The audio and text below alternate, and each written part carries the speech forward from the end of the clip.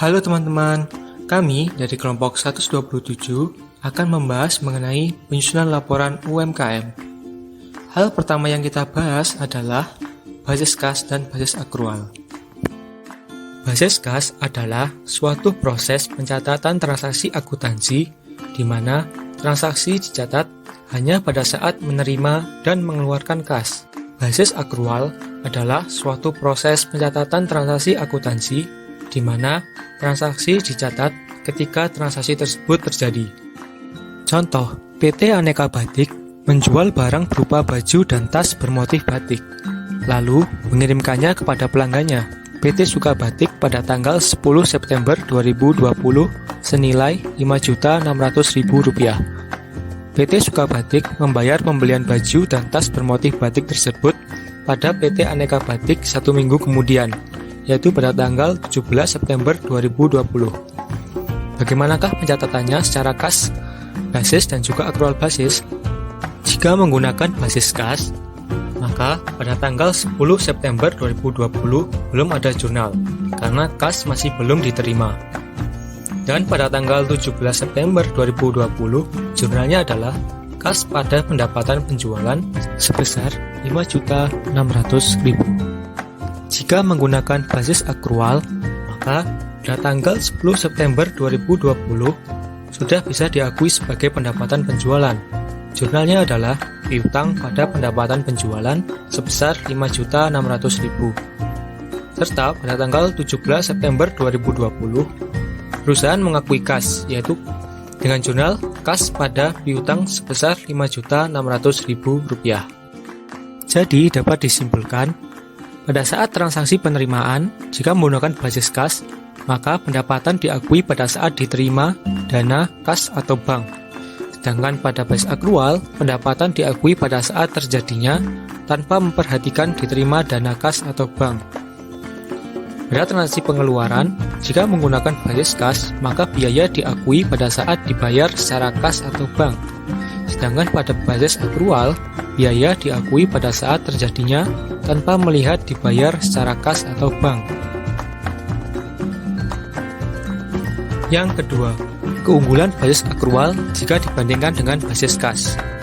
Basis akrual yang digunakan dalam pencatatan dan pembukuan transaksi keuangan menawarkan berbagai kelebihan jika dibandingkan dengan basis kas.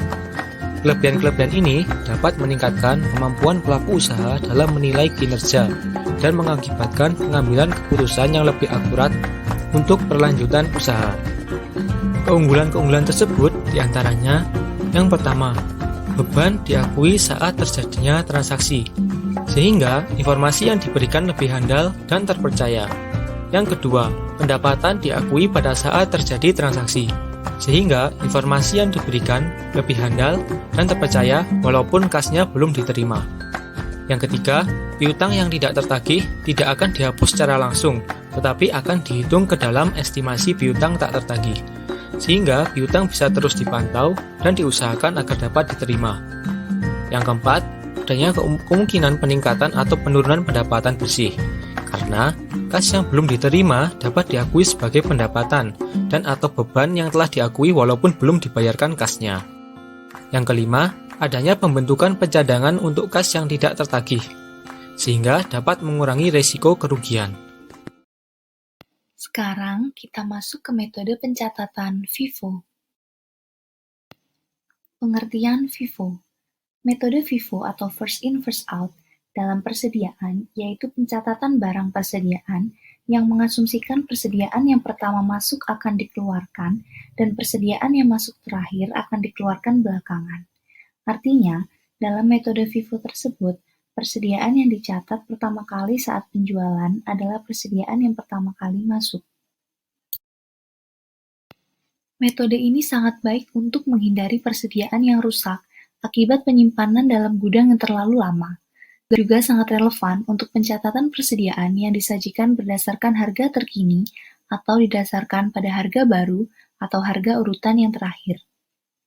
Metode ini cenderung menghasilkan persediaan yang nilainya tinggi dan berdampak pada nilai aktiva perusahaan. Inilah beberapa karakteristik perusahaan yang cocok menggunakan metode FIFO. Jika dilihat dari proses operasinya, sebenarnya perusahaan-perusahaan itu dibedakan menjadi dua, yaitu perusahaan manufaktur dan perusahaan dagang.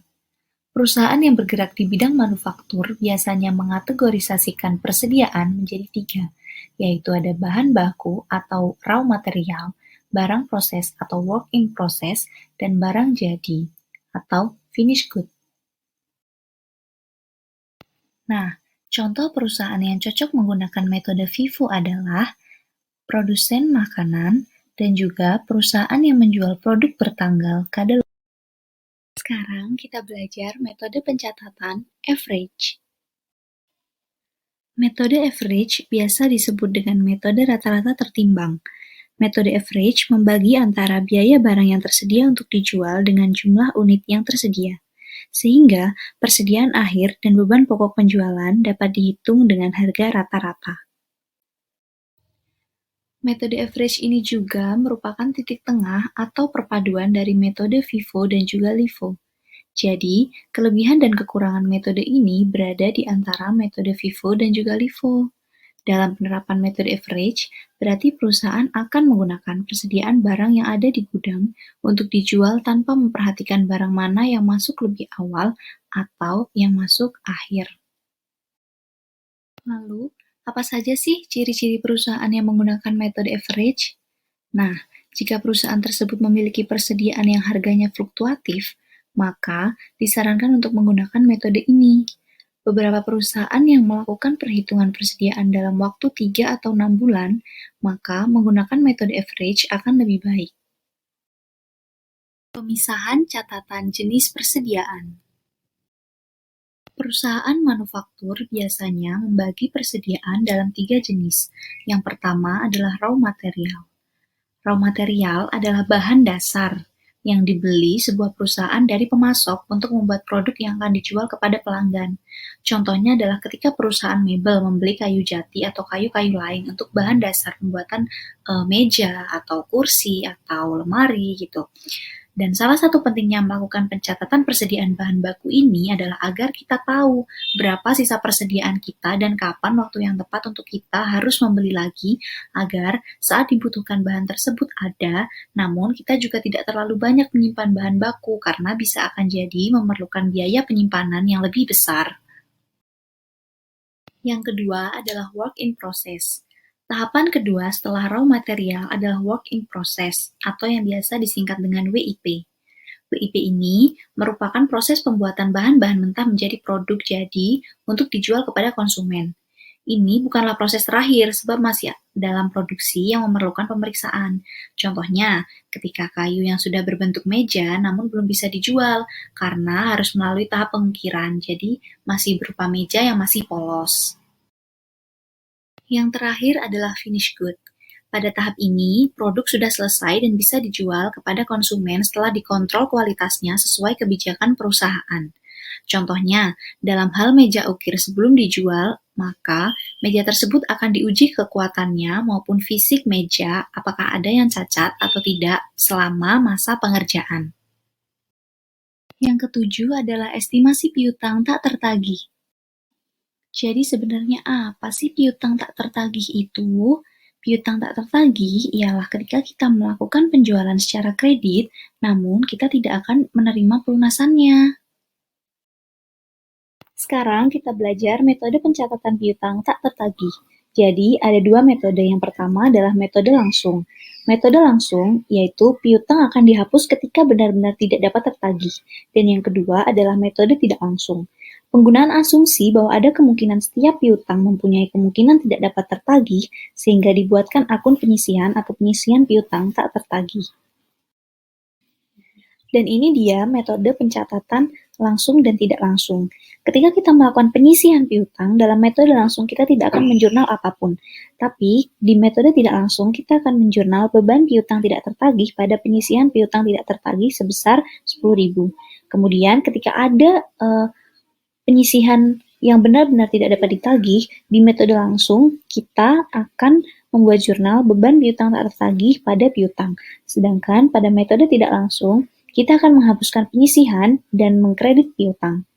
Jika di tahun berikutnya piutang yang dihapus dapat ditagih kembali sebesar separuhnya, di metode langsung kita akan mendebit piutang dan mengkredit pendapatan lain-lain. Sementara di metode tidak langsung, kita akan mendebit piutang, mengkredit penyisihan piutang, kemudian kita mendebit kas lagi karena seolah-olah kita mendapatkan kas dan mengkredit piutang. Lalu bagaimana cara mengestimasi retur penjualan dan juga pengurangan harga? Kemudian, retur penjualan dan pengurangan harga adalah transaksi penerimaan kembali barang dari pembeli atau persetujuan untuk mengurangi harga pembelian. Jadi, retur ini terjadi karena adanya perjanjian pengembalian. Misalnya, dalam 3 hari barang tidak berfungsi normal atau barang tersebut catat atau barang tidak sesuai spesifikasi dan juga yang lain-lain. Yang selanjutnya adalah siklus akuntansi. Yang pertama, identifikasi transaksi. Analisis transaksi adalah kegiatan yang penting dalam siklus akuntansi. Analisis digunakan untuk mengetahui pengaruh dari transaksi terhadap akun-akun sehingga membentuk persamaan dasar akuntansi. Persamaan dasar akuntansi adalah keadaan di mana nilai aset yang dimiliki perusahaan harus sama dengan nilai utang dan modal perusahaan. Pencatatan yang digunakan menggunakan sistem pencatatan berpasangan, merupakan sistem analisis transaksi di mana setiap transaksi keuangan yang terjadi akan berpengaruh minimal ke 2 akun. Jenis-jenis transaksi keuangan ada 4, yaitu transaksi dengan pelanggan, transaksi dengan pemasok, transaksi dengan kreditur, dan transaksi dengan penyedia nilai tambah. Siklus yang kedua adalah pembuatan jurnal. Langkah-langkahnya adalah: yang pertama, pahami jenis-jenis akun dan komponennya. Misalnya, akun aset dapat terdiri dari piutang, persediaan, dan lain-lain. Yang kedua, tentukan pengaruh dari suatu transaksi pada akun aset, kewajiban, modal, beban, atau pendapatan. Yang ketiga, tentukan pengaruhnya untuk setiap akun. Apakah adanya transaksi tersebut menjadikan jumlah saldo akun menjadi naik atau turun. Dan yang terakhir, tulis kenaikan atau penurunan saldo atas akun tersebut di sebelah debit atau kredit. Contoh, CV Barunggung membeli kain katun bahan baku kain batik dengan total 20 juta dari pemasok. Maka, analisis transaksinya adalah aset perusahaan berupa persediaan bahan baku katun bertambah dan kas perusahaan akan berkurang. Jurnalnya adalah persediaan bahan baku kain katun terhadap kas sebesar 20 juta. Siklus yang ketiga, yaitu posting ke buku besar. Posting adalah proses memindahkan jurnal ke buku besar. Tujuannya untuk mengetahui pengaruh tiap transaksi terhadap setiap akun aset, kewajiban, maupun ekuitas. Langkah-langkahnya adalah: yang pertama, dalam buku besar, masukkan setiap transaksi jurnal umum ke kolom sesuai tanggal akun yang didebit, halaman jurnal, dan jumlah debit. Yang kedua, dalam kolom referensi pada jurnal umum, tulis nomor akun yang jumlah debitnya sudah diposting. Yang ketiga, dalam buku besar, masukkan setiap transaksi jurnal umum ke kolom sesuai tanggal akun yang dikredit, halaman jurnal, dan jumlah kredit. Yang keempat, dalam kolom referensi pada jurnal umum, tulis nomor akun yang jumlah kreditnya sudah diposting.